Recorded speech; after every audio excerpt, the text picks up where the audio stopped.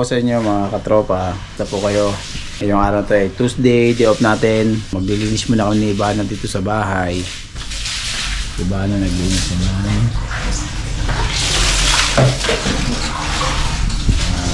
Tayo ng mga pusa sa kainan. Hi Ginger, how are you? Si Abo, come here. Amigo, how are you? Kasi kitty ka na. Pwede nailap to eh.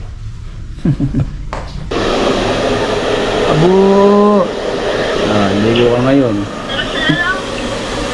Abo na ka. Ate, say hi ate. Ate, hi. What's up? Lakas kumain ni Bunso. Kain Bunso, kain. Kain.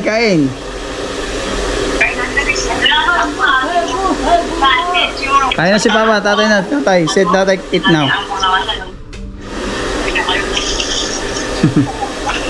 Kain na, kain. Adam.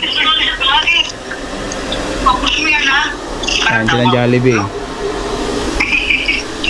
2 hours later. Gandang hapon po mga katropa dito sa Kuwait. Ngayong araw tayo pupunta kami sa Olsok Salmiya. Baba uli kami kasama ko si Ivana. Say hi. Tayo pupunta? Olsok? Gugutom na yan mga katropa. So ngayon uli kami nakababa sa Salmiya. Pupunta kami ngayon sa Salmiya, sa Olsok. So kita-kita tayo mga katropa. Samahan nyo kami rito.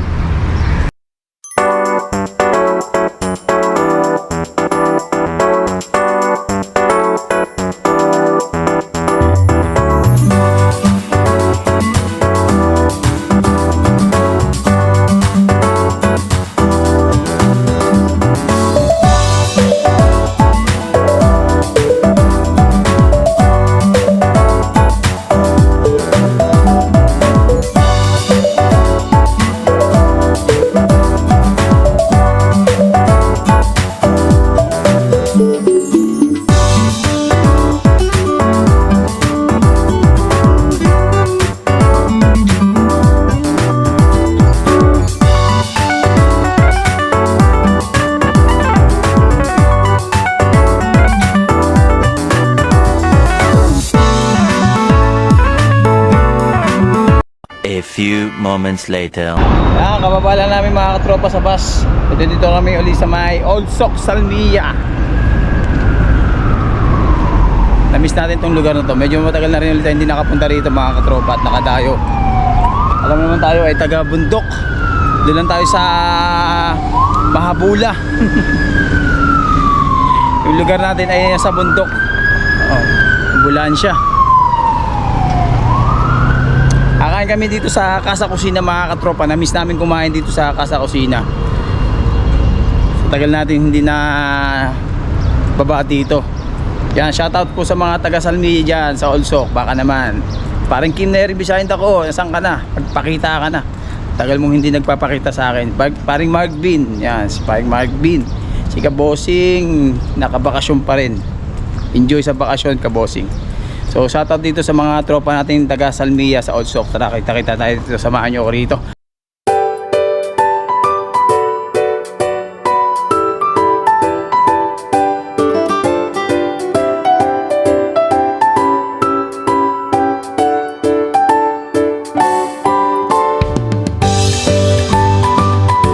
Bahay Kubo, pasok lang kayo dyan. Street niya, Bahay Kubo. Yung street.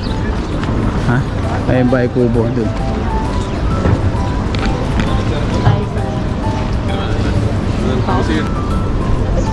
Yan, dito tayo ngayon sa may Olsok mga katropa.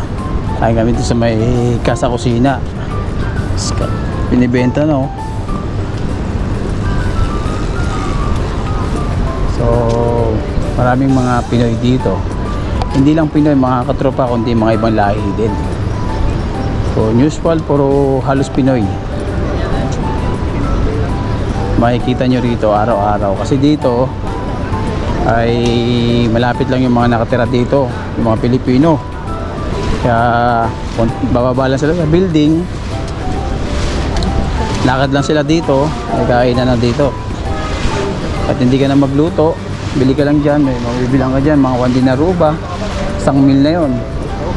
So di ba, panalo ka na rito mga katropa. Dito lang yan, kaso nga dito ka sa Olsok titira, sa Almilla.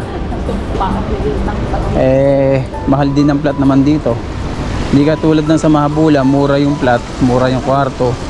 Kwarto mo doon 90 KD lang, may sarili ka ng CR. Dito 120 ang kwarto dito, may sariling CR. Di ba? Studio type na rin yun.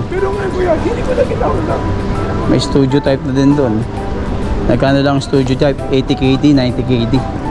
O diba? Kaya kung dito ka mag-rent ng isang kwarto, 120. Pang isang studio type mo na yun. Pwede ka naman pumunta dito, dumayo-dayo. Diba? Please, nakakapunta ka dito. Ayan mga katropa, dito pala yung Casa Kusina. Puntaan natin yan. Tara. So ayan mga katropa, nandito na yung pagkain namin. Sinigang sa miso tilapia kasi bana. So hinihintay pa namin yung barbecue chicken. Tapos may halo-halo. Nubos na yung ano eh. Yung fishbowl. Appetizer.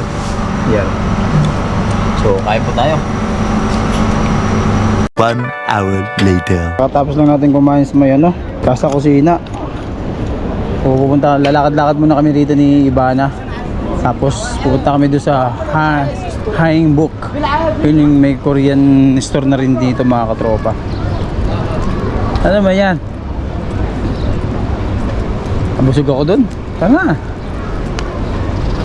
Ay, si Ibana. Nagkaw doon. Tara, let's go. Kaya na naman sa teddy bear.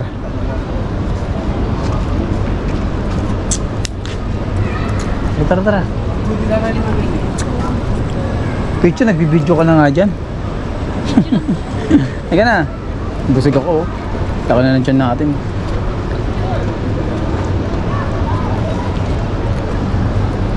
Awan din ito to? Awan din ito to? Lang. Picture daw siya. So yan, pasok tayo dito sa Korea.